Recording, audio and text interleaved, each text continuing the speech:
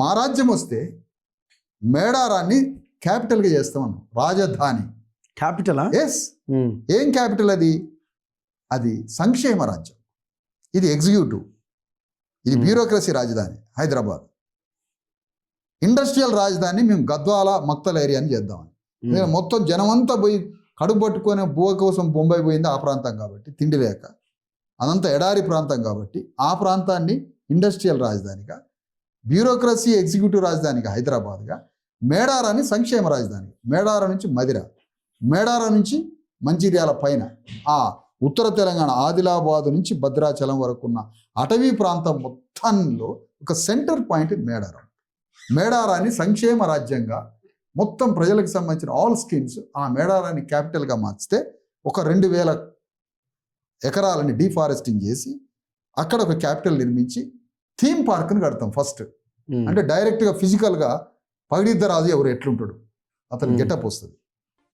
మేడరాజు ఎట్లుంటాడు, ఆ తర్వాత వాళ్ళ బిడ్డల నాగులమ్మ సారలమ్మలు ఎట్లుంటారు, కొడుకు జంపన్ ఎట్లుంటాడు, ఎట్లా దూకి చనిపోయిండు అడవుల్లో, ఆ వాగులు ఎట్లా చంపాడు సంపెంగ వాగులు, యుగంధరుడు వచ్చి ఎట్లా చంపిండు వెలమరాజు, ప్రతాపరుద్రుడు ఎట్లా ఆదేశాలు ఇచ్చిండు, కాకతీయ సామ్రాజ్య సేన ఎంత పెద్ద ఎత్తున బయలుదేరి అగ్రవర్ణ సేన అణగారిన కులాల సేనతో యుద్ధం చేసి ఎట్లా అణగారిన వర్గాలు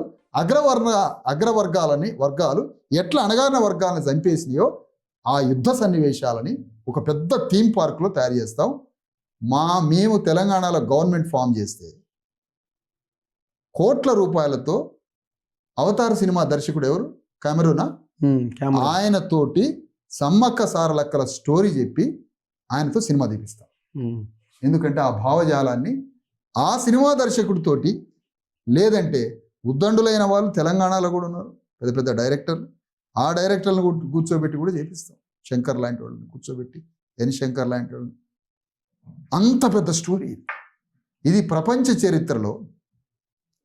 ఒక దగ్గరికి అంటే దుఃఖపడి ఏడ్చినటువంటి మా అమాయక ప్రజలు సమ్మక్క వస్తుంది. ఆనాటి జ్ఞానం, ఆనాటి అమాయకత్వం, విద్య లేని నిరక్షరాస్యులైన ఎలాంటి సామాజిక జ్ఞానం లేనటువంటి అమాయక ప్రజలు ఏడ్చి దుఃఖపడి క్రమంగా అక్కడనే ఏడ్చుకుంటూ ముద్ద అన్నం తిని అంత కలుసారల్లాగా అట్లా పోయిన వాళ్ళు చివరికి అది ఒక పెద్ద జాతరై తిరునాళై, అది ఒక పెద్ద ఉత్సాహంగా తాగి తిని ఆనందంగా ఎగిరి దూకి వస్తున్న నా ప్రజలు ఎవరైతే ఉన్నారో అమాయక బీసీ ఎస్సీ ఎస్టీలు, వీళ్ళు సంకల్పం తీసుకోండి, పగా ప్రతీకారాలు తీర్చుకోండి.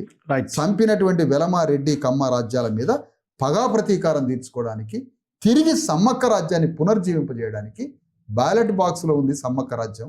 మనం ఓటేస్తే సమ్మక్క బయటికి వెళ్తుంది. ఇది నా ప్రజలకు ఇచ్చేటువంటి విషయం సార్.